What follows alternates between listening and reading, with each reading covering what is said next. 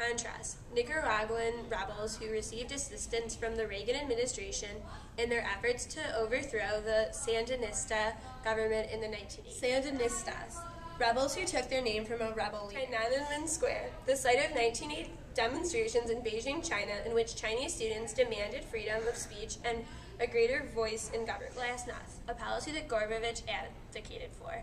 Russian for Mikhail Gorbachev, a general secretary of the Communist Party in the Soviet Union. On January 5th, 1992, President Bush announced that rather than having Haitians risk the trip to America, they would send more officials to Haiti. On January 5th, 1992, President Bush announced that rather than having hesitations the 1994 genocide in Rwanda resulted in 800,000 deaths. President Clinton did nothing to help but put a stop to the genocide. President Carter allowed all Cubans that Castro had exported, more than 100,000 Marielitos, washed up on America's shores and were detained at Fort Chaffee.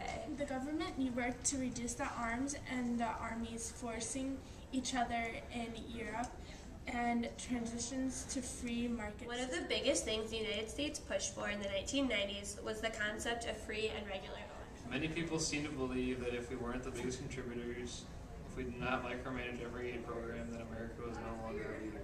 In the 1990s, the adversaries of democracy were weaker. Many people believed that America shouldn't deal in foreign affairs anymore, but rather worry about what was going on in the United States.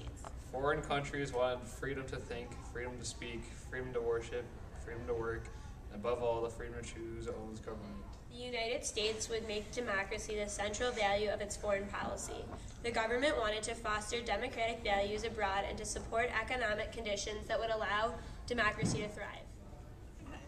America's main goal had been to contain communist expansion. After the Soviet Union split, there were no